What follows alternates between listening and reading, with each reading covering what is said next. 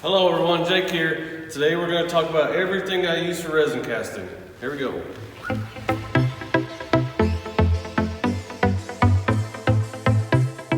I'm going to show you everything I use in no particular order except for safety. Safety is always first. There's going to be links to everything below. The first thing I want to talk about is it's going to be safety, but the first thing is the smell. You always want to do your resin casting in an open ventilated area. I have an air conditioning unit right there and the door is right there. When I'm doing this, I'll have that on and that open so it goes through. But I choose to not use the stinky resins like polyester resins. They stink. There's pretty much two things I know about them. They stink and I don't use them. So you use what you want to use, and I'll give you a close-up of the table and we'll go over the things I use for safety. So here's a respirator I use in the shop for just like turning and stuff like that. And if you choose to use the stinky resins, you'll probably want something like this. The safety glasses is a must for any shop at any time. Anytime you're doing anything, wear your safety glasses, especially if you're making videos, because the trolls will get you. These gloves, right now we're in a pandemic and they're hard to get. So I use the 5mm nitrile gloves. If you use the vinyl gloves or anything thinner, half of them are going to come out broken and you're going to waste half your gloves. So this is what I use, and there's your safety. Always be safe. Use your gloves when you're using any kind of resin. So if you handle the resin at all and then you touch your eyes, you're going to burn it. Burns your eyes, and I found out the hard way. So I always use gloves. I go through a lot of gloves because of that. So safety first. Now, depending on which resin you use, you're going to either need to do it by weight or by volume. So if you're going to do it by weight, you absolutely have to have a scale. And this scale, I probably need to clean it, but it goes to the 1/10 of a gram. And the trade-off of being accurate real low is it won't go real high. So if you have a real big pour, you need to just measure half of it at a time and then mix it together. So you need a scale for stuff you do by weight, and then you're going to need graduated cups for the things that are done by volume. So those are the things you need to think about when you're choosing your resins. Now we'll talk about cups. We'll talk about mixing cups. These ones I bought at the local store, the blue store, and this one was $2.58 for one of them. This one here was $1.38 for one of them, and it goes on like that. So I'm just going to show you a couple examples. This one $2.58, and off Amazon you can buy this by the 100 pack for $100. Now you feel a little silly spending $100 on mixing cups, but I haven't had to buy more, and I have a ton of these left, and you can reuse them several times. So I feel more silly buying this one for $2.58 than this one for $1. And the example on this one is $1.38 for that one. And this is a 24-ounce cup. This was a 32-ounce cup I bought by the 100 pack. It's $40. So I'm spending 40 cents a cup instead of $1.38. So once again, I feel silly for spending $40 on cups. So these two would be $140 on cups, but I'm not going to have to buy any in a long time. And I feel more silly spending that much for these ones. And it goes on and on. These ones, I have several different sizes, and of course they get cheaper as you get smaller. So when you need a graduated cup, that's the way to go. If you're only going to do this sometimes or whatever, then it might not make sense to buy them in bulk, but for me it does. And it goes all the way down to the 1 ounce little medicine cups. And when I'm measuring things out with these, that's fine. And then when I'm just divvying it up to make different colors, solo cups from the local supermarket, as cheap as you can get, will work. Now these ones, I wouldn't use these as a mold because they're flimsy or whatever, but so just mixing colors in these is fine. So there we go, there's our cups. And the way you wash out your cups or anything that you use your utensils to stir with, anything like, if you want to reuse something, right after I get this in the pressure pot or I pour it, I go ahead and I clean the stuff with acetone. Just right afterwards, clean it all, and then just put this on a rag or a paper towel and wipe it out, and then you're good to go for the next time. These are the things I use to mix the resin. Popsicle sticks are just fine, but and there's several different sizes, and then I have the skewers here after I pour, I kind of put designs or whatever with these. But popsicle sticks, when you're mixing, you always want to scrape the sides and the bottom. So you'll have to get it exactly flat and do that, which is not that big a deal. But I absolutely love the silicone spatulas. You can feel it scraping the sides, and I don't know if you can see how it turns there. And when you get to the bottom, you know that you're scraping the bottom and the sides. And they clean up really good with the acetone, like I just talked about. As soon as you get done, wipe it with acetone, you're done. They come in these 5-packs and they're super cheap. I really, really like these. On the bigger pours, I use the bigger ones. All of this stuff works good. I think this is more of a luxury thing. This is what you absolutely need. And then I kind of didn't know where to put these. Syringes. They really help when you want to do, so if you have clear and you want to do just the color in the middle of it, you get this, has different size needles and stuff like that, and you suck up the resin, and then you can put it way down in there and then make designs or whatever you want to do. The syringes are real cool to put color in your resin. Let's talk about molds. Here's some of the molds that I use. This is the first one I ever made. It's out of HDPE plastic. So you just need to get a sheet of it and some screws, make a box. There's a mold. That's the simplest form. And then I have several other ones. These are store-bought. These are from Lizard Blanks. They're about $25 a piece, somewhere around there. And they're nice, but they're $25 a piece. This is $18 a sheet or somewhere around there. You can make your own, or this is from P-Town Subby. It's a nice silicone mold. It fits right in a Harbor Freight pressure pot, but that's not cheap either.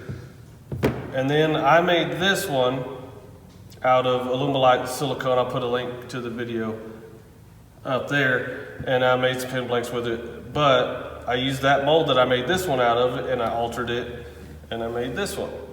And then I altered it again and I made this one. So once you learn to work with silicone, that's a whole nother topic. Once you learn to work with silicone, you can make whatever mold you want to make. But as a beginner, I use stuff like a tea pitcher. It works just fine. And different sizes of PVC pipe. It works great. There's a 4-inch and here's a 6-inch. And I use this stuff all the time, but the thing you need to use on all of these is mold release. Here's some Stoner, it says urethane mold release, and it works on stuff like this. And then this other stuff here, UMR paintable mold release from ALUMILITE. It's resin to resin, silicone to resin, silicone to silicone. So this will work on a lot of stuff. Like if I'm gonna do the silicone molds, I do with this stuff. If I'm just gonna do it on the plastic, then I'll use this. They'll both work, but these work great. So pretty much anything can be a mold. And like I said, I started off with using tea pitchers from the supermarket. So you can do anything. Once you use a silicone, then you can start making things like this. Make a silicone mold of your hand or whatever, and then the sky's the limit once you start learning how to make molds. But this is the stuff I use for resin casting. Now the way that I figure out how much resin needs to go in there, I have this. This is full of rice, and so I'll fill it full of rice, however tall I want it. I'll put it in a graduated cup, and it'll tell me about how much resin I need. That's how I figure out how much resin I need to put in my molds. Another way to make a mold is this is corrugated plastic. It'll go along these lines. You can cut it. You can make your own box or mold And it doesn't have to be perfect, especially if you're gonna turn something. It's gonna make it perfect. So you can make pretty much anything out of this. It'll turn, it'll make corners, you can get it to conform to kind of how you want it. So there's already, I could make that right there. Right there is a block off the ends, that's a mold. So at its simplest form, this is it. And now you would just hot glue that together, and now we're gonna look at hot glue gun. Now I never ever thought that I would use a hot glue gun as much as I do. And this is, you can get these online, but I can get it right at the home store too. They're not that expensive. The glue form is cheap. Now the one thing that I do is I use the longer glue sticks, because sometimes I'm making big molds, so these little bitty ones are just, you're changing them out pretty fast. So these 10-inch ones, they come in packs like this. They're pretty cheap, and so I can, there's a whole big difference in changing those out. I can make a huge mold with one stick, and it's pretty good. Once again, if you're gonna do any of this stuff, this is one of the things that I never ever thought I would use as much as I do. And if you have, like, I like putting objects into resin, and you need to stick the object down somehow. Most of the time it's with hot glue. So there's your hot glue guns. And a few other things we need to talk about. Anytime you're mixing resin or silicone or anything, there's always a pot life on it, or a working time. And so I always have timers. I'm always using timers so I don't get lost, or I don't go too long, or ruin the product, because this stuff is, most of the resin and silicone is not cheap. So I always have timers around. And then I'll have future videos on when to pour, like what temperature to pour out. So I'm always got a temperature gun, and these are not expensive either. And just like right now, the temperature in the shop is 73 degrees. So that kind of tells me how fast or slow the resin's gonna heat up. And so I have a couple of them. One of them I used to have when I was a mechanic, and I thought maybe it was getting old, so I bought a new one. And they're the same, it's still good.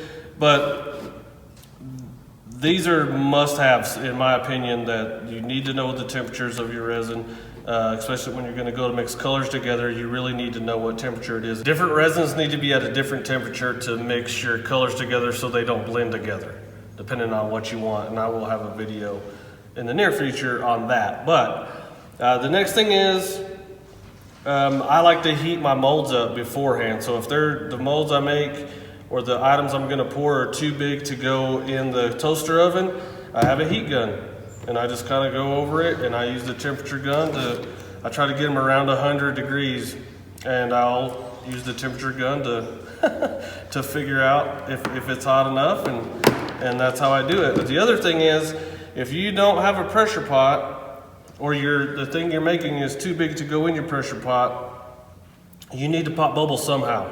So this will do it, and a little torch like this will do it, and you just kind of go over it and pop the bubbles, and then you have a big torch like this, big torch like that. They all work, but there's no substitute for a pressure pot, in my opinion. This is all good, and you can do it. There's resins out there that advertise that you don't need a pressure pot and all that, but the bubbles are gonna happen, especially if you're gonna do something big, or like a top coat of a table or something like that. You need to have this stuff. Now, I guess the last thing to talk about is pressure pots. The first pressure pot I ever had was the Harbor Freight paint pot. You convert it into a pressure pot. I have a video on this, how to do it. I'll put a link up there. This is a super awesome, great way to get into pressure casting. So it's like a $100 pot. If you have a coupon, it's 80 bucks, and then you fittings and stuff like that. The video tells you everything how to do it. It is cheap. There is some inconveniences about it. It doesn't want to seal all the time, and so what I do is I just clamp it. I have it on the edge of the table, and I clamp the lid to the table. That's what I do, and it stops it. I leave the regulator on, and then I leave the air on, so the regulator will make sure it stays at that pressure. And then I needed a project, I needed a bigger pressure pot, and it was to do these hands, and that's not fitting in there. So I needed a bigger one, and then, you know, so I got the 10 gallon California Air one, and I'll put a link to setting this up. There's certain things you have to do to make it into a pressure pot. It's super simple. The video's up there. It's way easy. This is so much more convenient as far as this goes. This is probably the biggest difference is this. These are like bolts that smash into the lid, and these are evenly pressured wing nuts that go down onto a bolt. So nothing wrong with this at all. This one gets you a little spoiled, but this one will get you into pressure casting. And by far the most frequently asked question I get is, why not get the bubbles out with a vacuum chamber? Well, the first thing is I use ALUMILITE Clear Slow for most of my casting. You only have 12 minutes of working time, so there's not enough time to mix your resin, get it in the vacuum chamber, get the bubbles out, and then pour it. And the other reason is I have pressure pots, so that's immediate. So I don't know why I would do the vacuum when I have pressure already at hand. So while we're talking about pressure pots, we need to talk about compressors. Now this one here is a 2.5 gallon pot, so a pancake compressor, a real small one, would work, because normally compressors hold about 100 to 125 psi of air, and then we only want 50 in here. So that being said, this one will need probably at least a 10 gallon tank. I have a 60 gallon tank, and this takes a little while to fill up anyway, so something to keep in mind. And the other thing is, whichever compressor you use, you need to have a water filtration on it, or a water catch. I have the ones, I'll show you a picture right here of what I use. As a matter of fact, I have them right here. Here's a bracket, goes to the wall, and it holds this right here, right? This is a filter that goes in here. There's an in and out. I have one right next to my compressor, and when I build the resin room, I'm gonna put one of these in here too, just to be double protected. So that's what it looks like. It's the kind of box it comes in. I'll have links to everything below once again. So there you go, there's how I filter the moisture out of the air. So that's what I use, and that's something to keep in mind. Otherwise, you would be pumping water into something we worked really hard to keep moisture out of. So there you go on the compressors. If you made it to the end of the video, I appreciate it. And just so I know you made it to the end of the video, we go to the comments and tell me what kind of resin art you do, or what kind of resin art you would like to do. And go ahead and subscribe, share this video if you think it's helpful. You guys be safe, and we'll see you next time, and y'all be good.